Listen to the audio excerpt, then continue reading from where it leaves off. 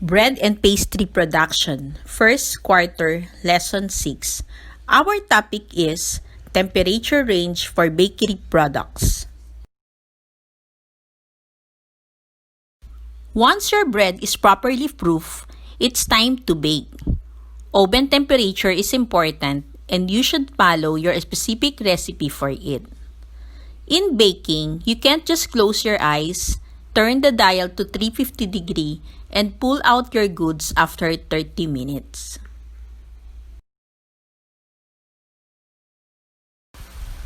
It has been handed down to us that bread loaf is done when it produces a hollow thump when tapped on the bottom. A handbag, but remember that each bakery product requires specific baking temperature and baking time. These critical temperatures are important if you want that is cooked through and not gummy in the center but still moist and tasty. Oven temperature and baking time. Oven temperature and baking time. The baker who manages temperature well produces a consistent quality bread and has control over the flavors and textures of the breads. The two processes determine the baking temperature. One is the expansion of gas cells, and the other is the coagulation of gluten and gelatination of starch. Coagulation is described as the aggregation of protein macromolecules into clumps or aggregates of semi-solid material. Gelatination is described as the swelling of starch granules when heated in the presence of water. Too low oven temperature will cause the dough to expand to its greatest extent before the gluten starch have an opportunity to set. The dough will then collapse into a flat, dense mass.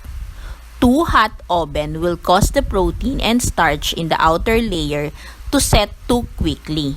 The crust, prematurely formed, will prevent further expansion.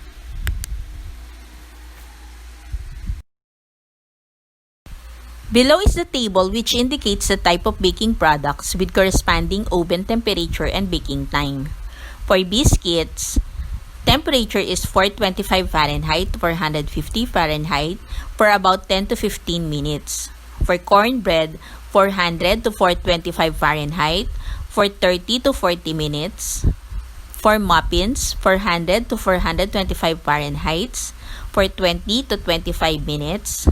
Quick loaf breads, 350 to 375 Fahrenheit for around 1 to 1.25 hour.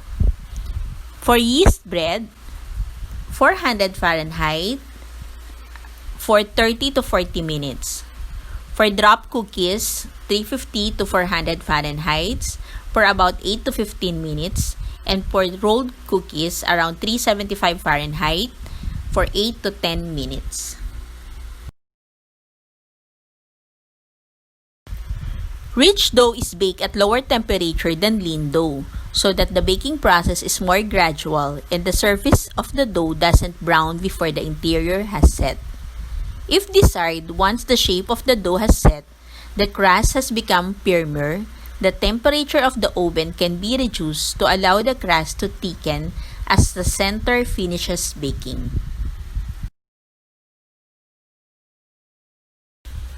Browning reactions occur only after the water contained in the dough has reached the boiling point, following the drying out of its surface. Browning is due to the following three factors. First is the caramelization of the sugars, the dextrinization of the starch, and the Maillard reactions. The caramelization occurs when the sugar gives up water and carbon dioxide, changing the structure of the sugar and its taste. The browning of the surface of the dough improves the color and the taste of the final product. The following table will help you determine the causes of defects or faults resulting from inadequate condition during baking. First, if there is a separation of crust from the crumb with irregular swelling on the surface, or if the crust is too dark, meaning there is an excessive top heat, or if the crust is irregular or torn, or if the crust is pale, dark, or thick, or the volume is excessive or deficient, or the crumb is gray and dull, the texture is poor and crumbly, the shelf life is reduced, meaning there is an excessive cool oven. If the crust is pale, or the aroma and flavor are poor, meaning the product is underbaked. If there is a wide, flat shape and hard base, or the crust is pale, there is an excessive bottom heat. If there is a separation of the crust from the crumb with irregular swelling on the surface, or the crust is too dark, red and hard, or the volume is poor, or the crumb is dry, the texture is poor or crumbly, or the shelf life is reduced, meaning there is an excessive warm oven. If the crust is dark, or the aroma and flavor are poor, it is also overbaked.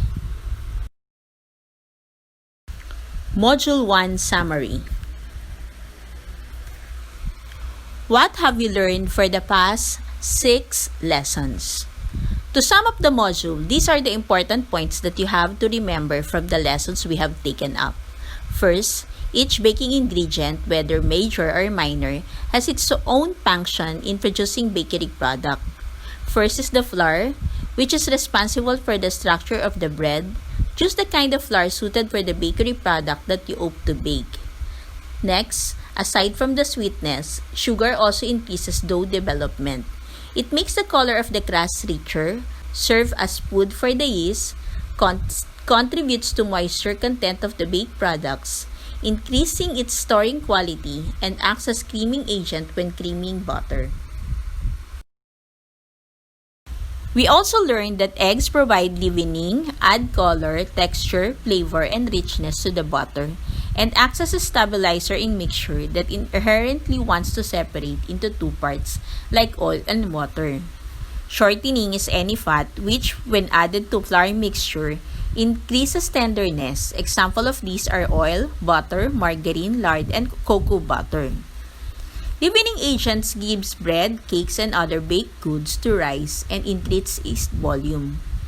It's a substance used in baking to make product rise so it becomes light a proportion to its size.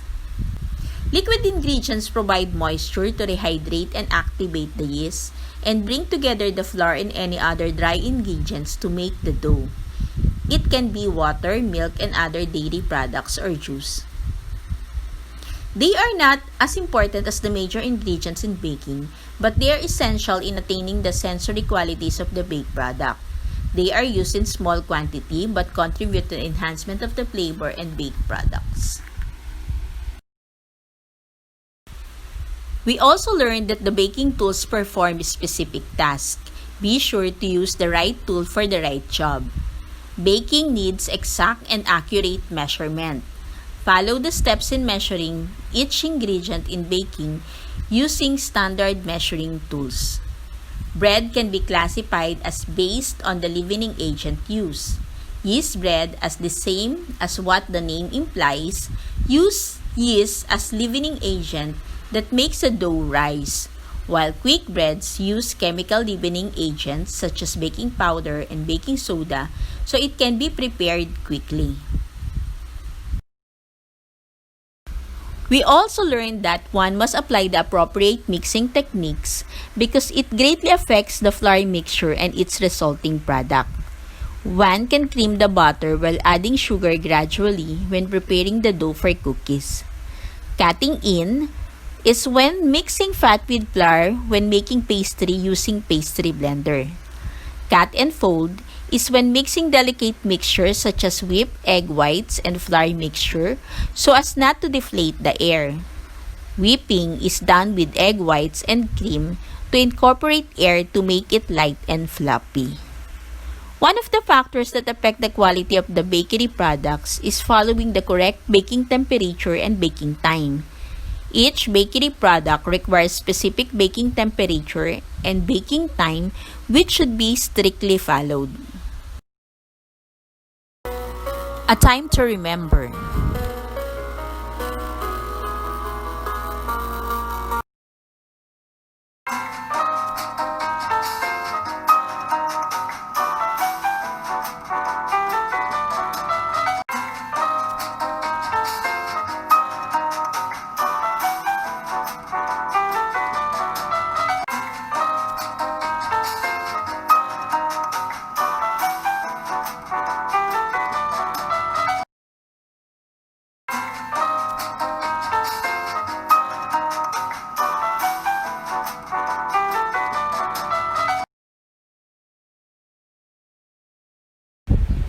This is Maylene Huliganga. Thank you for watching.